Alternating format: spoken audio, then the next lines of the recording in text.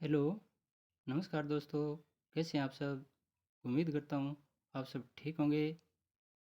चलो, आज से हम एक नया अध्याय वैदिक संस्कृति शुरू करने जा रहे हैं। दोस्तों, वैदिक संस्कृति के बारे में जानकारी लेने से पहले कृपया एक बार जो पीछे ट्रिकी शब्द हमने बताए थे, उनके बारे में ज़रूर थोड़ा अध्ययन कर लें। जैसे पतन के लिए, सिंधु घाटी सभ्यता के पतन के लिए हमने कौन कौन से शब्द बोले थे? जलवायु परिवर्तन से अमल का स्टाइल बदला, प्रशासनिक स्थिरता से माल गया, बाढ़ मायके में आई, संक्रामक रोग रोकें, आयात करने के लिए कहाँ से क्या वस्तु आयात की जाती थी, तो उसके लिए भी हमने अलग अलग शब्द बनाए थे। और गजब के शब्द हैं, आम हमारे आस पड़ोस के शब्द। आयात खेता खेता में गिरा अर्थात खेतड़ी से तांबा, चांदी आई, टीन टीम आई, लाभ में रहें, फिरो रानी अर्थात फिरोजा कहाँ से? ईरान से, सोनो इंक आज है, सोना कहाँ से? ईरान, कन कर्नाटक, आ अफगानिस्तान, जय जम्मू कश्मीर। ये सारे के सारे पीछे बताए हुए शब्द हैं।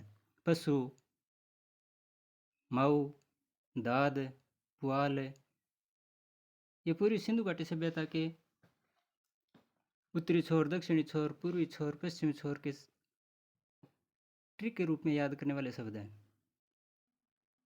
बालो बंदर अल्लाह से बात करे, द्रविड़ मालरादास, आर्य राम लक्ष्मण थे, सुमेरियन बच्चा अर्थात चाइल्ड, सुमेरियन सभ्यता से सिंधु घाटी सभ्यता पनपी, चाइल्ड ने कहा था। मोहन योगी, चीनी में मिस्री समान है अर्थात समकालीन, समान समकालीन। चीनी सभ्यता में मेसोपोटामिया, मिस्र सभ्यता। गजब की ट्रिक है दोस्तों, एक बार उन्हें जरूर सुने। कुल मिलाकर सिंधु घाटी की हद हमने पार करी दी। हद ये भी देखो, हद अपने आप में क्या बातें समा रखी हैं इसने। है हड़प्पा, दयाराम साहनी। शब्द हम रात दिन बोलते हैं वही है, लेकिन इन्हें हमने ट्रिक के रूप में उपयोग में लिया है। तो वैदिक सभ्यता पढ़ने से पहले कृपया पिछले की वीडियो ज़रूर देखें। चलो शुरुआत करते हैं आज हम वैदिक सभ्यता के बारे में। परिचय। दोस्तों, सिंधु नदी के आसपास सिंधु घाटी सभ्यता पनपी थी 2500 से 1500 ईसा पूर्व के लगभग। और वहाँ से मानव ने धीरे धीरे आगे बढ़कर ऋग्वैदिक काल में सिंधु सप्तसिंधु प्रदेश है, सप्तसिंधु अर्थात 7 नदियों वाला प्रदेश, वहाँ प्रवेश किया और अपना विकास किया। तत्पश्चात 1000 ईसा पूर्व के बाद में उत्तर वैदिक काल में मानव गंगा और यमुना द्वाब में आ गया। इनके बारे में जानकारी हमें वेदों से प्राप्त होती है, इसलिए इसे वैदिक संस्कृति कहते हैं। और वेदों की रचना हमें पता है आर्यों द्वारा की गई। इसी वजह से इस वैदिक सभ्यता को आर्य सभ्यता भी कहते हैं। दोस्तों, इसके कालखंड के बारे में हम चर्चा करें तो ऋग्वैदिक काल 1500 ईसा पूर्व से 1000 ईसा पूर्व के बीच, उत्तर वैदिक काल 1000 ईसा पूर्व से 600 ईसा पूर्व के मध्य का काल था। उत्पत्ति इनकी कहाँ से हुई? वैदिक कार्यों की उत्पत्ति के संबंध में दोस्तों कोई एक मत मान्य नहीं है। विभिन्न विद्वानों में मत विभेद है। जैसे मैक्स मुलर ने आर्यों की उत्पत्ति मध्य एशिया से मानी, तिलक ने उत्तरी ध्रुव से, दयानंद सरस्वती ने तिब्बत से, अविनाश चंद्र दास ने आर्यों की उत्पत्ति के संबंध में सप्त सिंधु प्रदेश बताया। और सर्वमान्य मत मध्य एशिया माना जा सकता है। दोस्तों, वैदिक कालीन नदियाँ पूरे गहराई में हम नहीं जाएंगे, क्योंकि वहाँ से प्रश्न बहुत ही कम उठते हैं। हमें मुख्य रूप से जो हमारे काम के प्रश्न हैं उन्हीं पर फोकस करना है। वैदिक कालीन नदियाँ और उनके आधुनिक नाम। बार बार प्रश्न बनाने वाले ये प्रश्न पूछते हैं नदियों से संबंधित, तो इनका आधुनिक नाम और प्राचीन नाम दोनों नाम हम एक एक करके पढ़ते हैं। जैसे पुरुषणी नदी को रावी नदी, अस्किनी चिनाब, वितस्ता नदी को झेलम नदी, विपासा अर्थात व्यास, स्तुद्री अर्थात सतलुज, सदानीरा अर्थात गंडक, सिंधु अर्थात इंड्स, रेवा अर्थात नर्मदा नदी। ये रटने नहीं है, ये शब्द अपने आप में कोई ना कोई ट्रिक लिए हुए हैं। जैसे सिंधु है, हम पढ़ चुके हैं, सिंधु सभ्यता या इंड सभ्यता ये शब्द पहले आ चुका है। तो सिंधु, इंड्स, सदानीरा हमेशा मानव के पास गंडक रहता है। कुत्ते के बारे में हम ट्रिक के रूप में देख लेते हैं। तो रोजाना रोटी से डालते हैं हम सदानीरा गंडक कुत्ते को। सतुद्री सह से शुरू हुआ है, सतलुज सह से शुरू हुआ है, तो आप खुद बना लिया करो। विपासा व्यास वह से शुरू है, वह से ये शुरू हुआ है। इस प्रकार है, ज़्यादा इनमें रटने वाली बात नहीं है। प्रश्न में ऑप्शन होते हैं, उनके हिसाब से ये अपने आप वैसे हो जाता है। तो हमें रिवीजन करना है बार बार। इनके अलावा अफगान क्षेत्र भारतीय क्षेत्र है, पाकिस्तानी क्षेत्र है, और भारत और पाकिस्तान ये स्वतंत्रता से पहले एक ही थे। तो अफगान वाला एरिया है, उनकी नदियों के बारे में भी प्रश्न पूछ लेते हैं। जैसे सिंधु घाटी सभ्यता में 2 स्थल थे, उसी प्रकार है यहाँ की नदियाँ हैं अफगानी क्षेत्र की, उनके बारे में प्रश्न पूछ लेते हैं। काबुल का नाम कुंभा नदी, स्वात अर्थात सुवास्तु नदी, कुर्रम अर्थात क्रुमु नदी, गोमल अर्थात गोमती नदी। ये हमें याद रखने। कई बार ऐसे पूछ लेते हैं कि कौन सी नदियाँ अफगानी क्षेत्र में थी। कोई एक इनमें से दे देते हैं, जैसे कुंभा है, सुवास्तु है, क्रुमु है, गोमती है, एक नाम इनमें से दे दिया। बाकी जो हमने पीछे पढ़ी थी उन नदियों में से 3 नाम दे देते हैं। तो अफगान वाली ये 4 नदियाँ मुख्य रूप से हमें याद रखनी है। ऋग्वेदिक कालीन देवता कौन कौन से थे, ये मुख्य रूप से 3 श्रेणियों में विभाजित किए गए हैं। पहले आकाश के देवता, फिर अंतरिक्ष के देवता, और फिर पृथ्वी के देवता। दोस्तों, आकाश के देवता सूर्य, वरुण, विष्णु, मित्र, पुष्यन, दोष, सविता, आदित्य, उषा, अश्विन, ये आकाश के देवता। हम इनका रट्टा लगाने शुरू कर दें तो याद नहीं होंगे ये, हमें बस पढ़ना है एक बार इनको।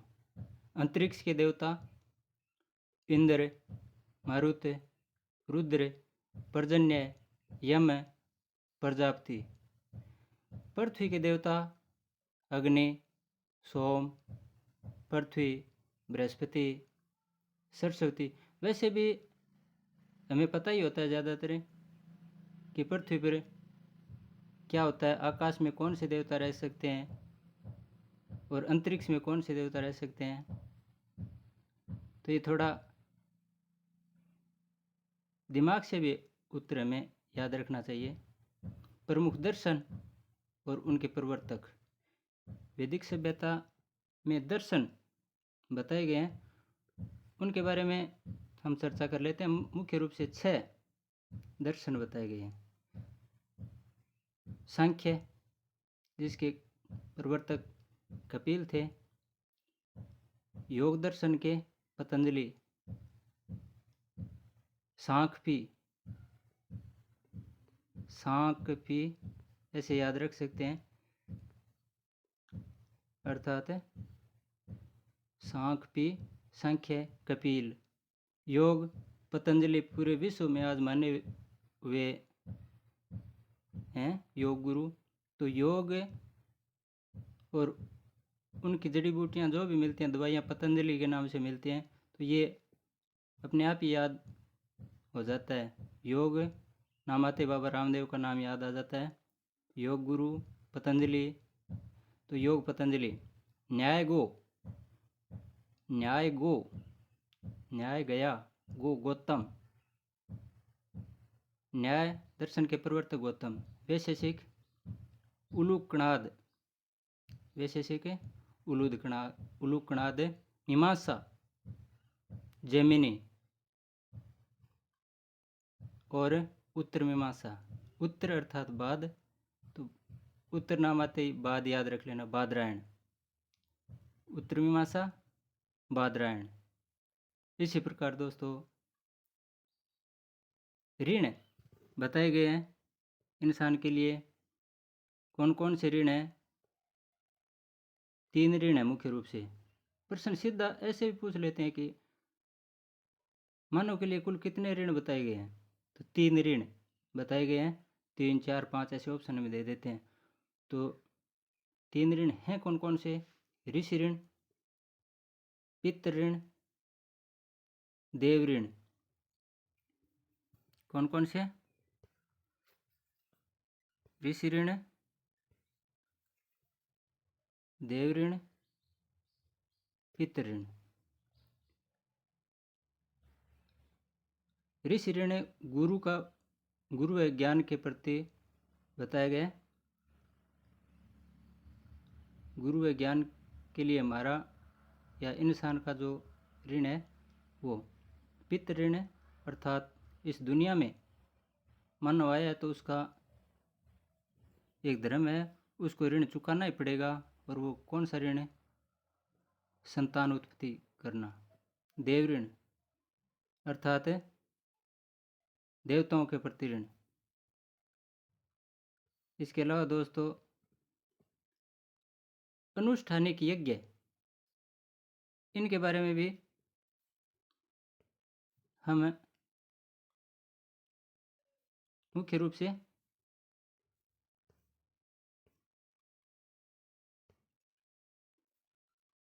राजसूय यज्ञ के बारे में चर्चा करते हैं। राजसूय यज्ञ राज्याभिषेक के समय राजा द्वारा किया जाता था। राजसूय यज्ञ राज्याभिषेक के समय। अश्वमेघ यज्ञ क्षेत्र व शक्ति विस्तार हेतु राजा राम ने अपना अश्व घोड़ा छोड़ा था, सबको याद है। जिन्होंने भी रामायण पढ़ी है, सुनी है, उनको मालूम है। और वो घोड़ा लव कुश उनके पुत्र थे, उन्होंने पकड़ा था।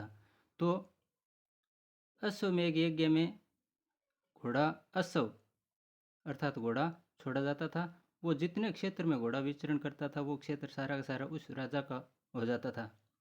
तो अश्वमेघ यज्ञ क्षेत्र व शक्ति विस्तार हेतु। राजसूय यज्ञ राज्याभिषेक अर्थात जब राजा का अभिषेक होता था उस समय किया जाता था।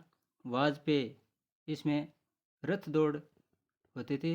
अग्निष्टोम, इसमें अग्नि को पशु बलि दी जाती थी और सोमरस का पान किया जाता था। दोस्तों 5 महायज्ञ वैदिक सभ्यता में बताए गए हैं। ब्रह्म यज्ञ, देव यज्ञ, पितृ यज्ञ, मनुष्य यज्ञ और भूत यज्ञ। ये नाम है, इनके अनुसार ही देख लो। ब्रह्म यज्ञ अर्थात ब्रह्मा के प्रति जो शिक्षा प्रदान करते हैं, ध्यान अध्यापन हेतु गुरुकुल में जो बच्चे शिक्षा प्राप्त करते थे उनके लिए भी, और जो शिक्षा प्रदान करते थे अर्थात गुरु, उनके लिए भी ब्रह्म यज्ञ का प्रावधान था। देव यज्ञ, देवताओं के प्रति मनुष्य इंसान हवन के द्वारा अपना सम्मान जाहिर करता था, यज्ञ करता था। अग्नि माध्यम होती थी, देवता और मनुष्य के बीच में मध्यस्थता अग्नि द्वारा होती थी। तो ये हवन। देव यज्ञ में पितृ यज्ञ अर्थात पितरों को भोजन, जो आज भी ये प्रथा प्रचलित है। श्राद्ध डालते हैं हम आश्विन महीने में, तो हमारे बुजुर्ग जो गुजर चुके हैं वो कहीं भूखे न हों, उन्हें भोजन खिलाया जाता है। तो ये पितृ यज्ञ करवाया जाता था। पितृ उसे कहते हैं जो हमारे पूर्वज गुजर चुके हैं। मनुष्य यज्ञ अर्थात मनुष्य के लिए, मनुष्य कोई मेहमान अपने घर आता है तो उनका बहुत ही अच्छी तरह से सही ढंग से सत्कार करना, अतिथि सत्कार। भूत यज्ञ, भूत यज्ञ अर्थात बहुल सभी इस सृष्टि में जितने भी जीव जंतु हैं सबके प्रति अपनी कृतज्ञता प्रकट करना। ये 5 यज्ञ बताए गए हैं। इनके अलावा 4 आश्रम बताए गए हैं।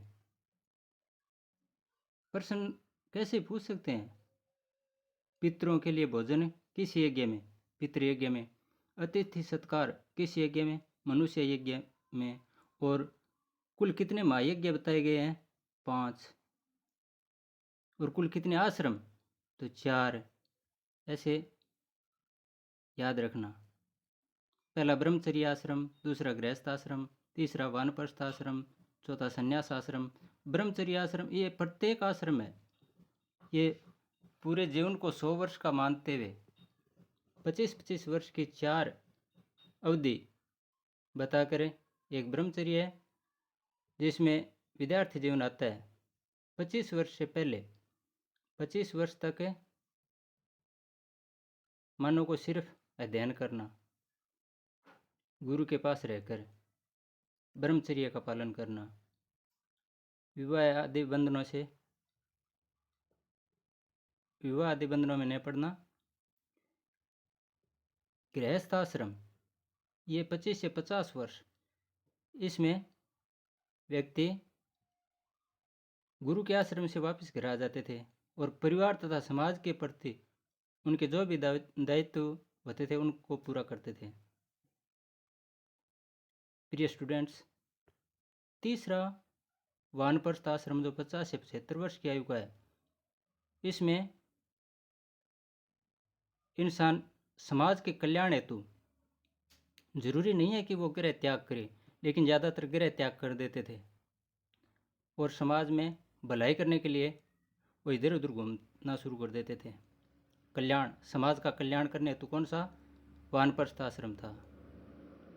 और चौथा था संन्यास आश्रम, जो मोक्ष प्राप्ति हेतु वनगमन, 75 वर्ष के बाद इंसान सभी मोह माया बंधन सबसे छुटकारा प्राप्त करके मोक्ष प्राप्ति हेतु वन में चला जाता था। इसे संन्यास आश्रम कहा गया है। इन चारों आश्रमों में सबसे महत्वपूर्ण आश्रम गृहस्थ आश्रम को माना गया है, क्योंकि उसमें पूरे समाज के साथ भूमिका अदा करनी पड़ती है इंसान को। समाज, देश, धर्म, दुनिया सारे उसी आश्रम में आ जाते हैं। दोस्तों, पुरुषार्थ भी 4 बताए गए हैं। कौन कौन से? धर्म अर्थात सत्कर्म, सच्चे कर्म करो, कर्तव्य पालन करो। अर्थ अर्थात धनार्जन करो, धन का अर्जन करो। ये समाज में व्यवस्था बनी हुई है, इसे सुचारू रूप से चालू रखने के लिए धन की आवश्यकता पड़ती है और उसका अर्जन भी करो। काम, विषय भोग से संबंधित। मोक्ष, जीवन मरण से मुक्ति। इस प्रकार पुरुषार्थ में क्या करना चाहिए, किस प्रकार करना चाहिए, गलत कर्म करने चाहिए, अच्छे कर्म करने चाहिए, तो उनसे संबंधित 4 प्रकार के पुरुषार्थ बताए गए हैं। धर्म, अर्थ, काम और मोक्ष। कर्म पूछ लेते हैं कई बार इनका। विवाह है, वैदिक संस्कृति में 8 प्रकार के विवाहों की चर्चा की गई है। 16 संस्कार बताए गए हैं। एक बार सीधा प्रश्न पूछ लिया था कि कुल संस्कार कितने होते हैं, तो ये याद रखना 16 संस्कार होते हैं। ऋग्वेद में कुल 10 मंडल हैं। ऋग्वेद में कुल 10 मंडल बताए गए हैं और 8 विवाह है, 16 संस्कार है, वेद 4 हैं। कौन कौन से हमें पता ही है, ऋग्वेद, यजुर्वेद, सामवेद, अथर्ववेद, जिनमें ऋग्वेद 1500 से 1000 ईसा पूर्व के बीच में रचा गया और 1000 से 600 ईसा पूर्व के बीच शेष 3 वेद रचे गए।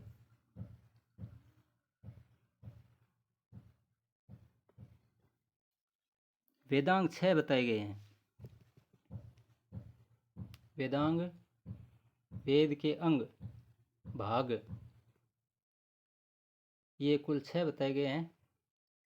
वेद किस प्रकार रचे गए, इनके विभिन्न भाग हैं, जैसे शिक्षा, कल्प, व्याकरण, निरुक्त, ज्योतिष, छंद। लेकिन प्रश्न एक तो ये पूछ लेते हैं कुल कितने वेदांग हैं, लेकिन कई बार घुमाकर प्रश्न ऐसे ही पूछ लेते हैं कि वेदांग शिक्षा है वो वेद के किस अंग के तादात्म्यकरण अर्थात वेद के भाग बताए गए। जैसे इंसान के अलग अलग अंग होते हैं, हाथ है, पैर है, नासिका है, शीश है। उसी प्रकार वेद को मानव की भांति बताया और उसके विभिन्न अंग अर्थात जिस प्रकार मानव के अंग उसी प्रकार वेद के अंग कौन कौन से हैं, तो ये कुल 6 अंग बताए गए। नासिका, शिक्षा को नासिका बताया गया है और वो विषय क्या है उसका, सबर। कल्प, जिसका विषय कर्मकांड करना, कर्मकांड संबंधी वेदांग कल्प, और जिसका वेद में तादात्म्यकरण किया गया है हाथ से। कल्प को वेद में हाथ बताया गया है। वेद का हाथ कल्प है, वेद की नासिका शिक्षा है, वेद का मुख व्याकरण, व्याकरण को मुख बताया, मुख से शब्द निकलते हैं, हाथ से कर्म करते हैं, तो ये ट्रिक अपने आप बन जाती है। नासिका कंठ से हमारे स्वर उत्पत्ति होती है, स्वर की, तो ये नासिका स्वर से संबंधित है। हाथ से कर्म करते हैं, मुख से शब्द का उच्चारण करते हैं हम, तो शब्द मुख अर्थात व्याकरण। निरुक्त भाषा, जो कान के द्वारा कोई उस समय गुरु लिख कर नहीं बोलकर शिक्षा देते थे। वैदिक काल में गुरु एक निश्चित स्थान पर वन में बैठकर अपने शिष्यों को बोलकर शिक्षा प्रदान करते थे, तो वो शिक्षा कानों के माध्यम से शिष्य के पास आते थे। इसलिए भाषा का ज्ञान कानों के द्वारा होता था विद्यार्थी को। ज्योतिष अर्थात नक्षत्र और नक्षत्र आँखें। ज्योति कमज़ोर होगी, वैसे आजकल हम कहते हैं, अब भी ज्योतिष शब्द का प्रयोग करते हैं। तेरी आँखें कमज़ोर हो गई, तेरी ज्योति कमज़ोर हो गई। तो आँखें अंग है वो ज्योतिष से संबंधित है। छंद अर्थात मंत्र, और ये पैर के लिए आया है। तो वेदांग कुल 6 हैं। शिक्षा, कल्प, व्याकरण, निरुक्त, ज्योतिष, छंद। शिक्षा के लिए नासिका, कल्प को हाथ बताया गया, व्याकरण को मुख बताया गया, निरुक्त को कान बताया गया, ज्योतिष को आंखें बताया गया, छंद को पैर बताया गया है। इसी प्रकार इनके विषय, शिक्षा का विषय स्वर, कल्प का कर्मकांड, व्याकरण का शब्द, निरुक्त का भाषा, ज्योतिष का नक्षत्र, छंद का मंत्र। इनके अलावा वेदों के उपवेद भी हैं। कौन कौन से उपवेद हैं? 4 वेद हमें पता है। ऋग्वेद, जिनके उपवेद आयुर्वेद, और रचनाकार अलग अलग गाइडों में अलग अलग प्रकार से बताए गए हैं। किसी जगह तो मैंने अनेक ऋषि भी पढ़ा है, और कई जगह प्रजापति भी पढ़ा है, और कई जगह ब्रह्मा। ये शब्द पढ़े, हम तीनों देख लेते हैं, क्या पता ऑप्शन में कौन सा शब्द आ जाए। तो ऋग्वेद का उपवेद आयुर्वेद, रचनाकार अनेक ऋषियों के द्वारा रचित हैं सारे के सारे। लेकिन या तो ऑप्शन आ जाता, एक परीक्षा में आया था ये अनेक ऋषि, लेकिन प्रजापति ये भी तो ऋषि, ब्रह्मा, इनको भी बताया गया है। यजुर्वेद, जिसका उपवेद है धनुर्वेद, और इसके रचयिता विश्वामित्र। सामवेद गंधर्ववेद, सामवेद का साम अर्थात गान, गंधर्ववेद बोलते हैं इसको। नारद जी हमेशा गान करते थे एक तारा पे। एक बार ये भी प्रश्न पूछा गया था, शायद फर्स्ट ग्रेड में पूछा गया था, नारद जी कौन सा वाद्य यंत्र बजाते थे? इकतारा। इकतारे पे संगीत करना अर्थात सामवेद। तो सामवेद के रचयिता नारद जी, अथर्ववेद के रचयिता विश्वकर्मा जी। तो इस प्रकार उपवेद है अथर्ववेद का शिल्पवेद, और रचनाकार विश्वकर्मा। ये इनकी ट्रिक, छोटे छोटे शब्द बनाएंगे, बहुत ही प्यारे शब्द है। तो उन शब्दों के बारे में जानकारी लेने के लिए अगले वीडियो तक इंतज़ार करना प्लीज़। अगले वीडियो में सारा का सारा निचोड़ शब्दों के माध्यम से हम बता देंगे। बाकी ज़्यादा गहराई में मत पढ़ना, इन्हीं शब्दों में हमारा कल्याण हो जाएगा। और हाँ दोस्तों, ये सामान्य लगते होंगे आपको, लेकिन इन शब्दों में जो ट्रिक वाले शब्द हैं, वो प्रत्येक शब्द अपने आप में बहुत कुछ समाये हुए हैं। गागर में सागर भरना, और वो आपके आस पड़ोस में बोले जाने वाले शब्द ही हैं। तो ट्रिक याद करने के लिए कई बार किताब भूल जाते हैं स्टूडेंट उस ट्रिक के चक्कर में। तो ये कोई ट्रिक नहीं है, आम बोलचाल के शब्द हैं। इनको ध्यान से पढ़ना, सुनना, और रटाफिकेशन बिल्कुल मत करना। हमें आराम से, मैं गारंटी के साथ कह रहा हूँ कि आपके रीट वाला पूरा का पूरा मैटर, पहले तो मैं कह रहा था कि 60 नंबर वाला, अब मैं पूर्ण गारंटी के साथ कह रहा हूँ कि अगर मेरे पढ़ाए गए, बताए गए इन वीडियो को ध्यान से पढ़ लोगे, तो आपके 125 प्लस नंबर आराम से आ जाएंगे। और थोड़ा ढीला मस्ती में अगर किसी ने देखा है, तो उसका भी कल्याण ज़रूर हो जाएगा, 100 प्लस वह भी कर जाएगा। तो चिंता नहीं करें, विश्वास बनाए रखें। अगले वीडियो में फिर मिलेंगे, तब तक के लिए धन्यवाद। जय हिंद।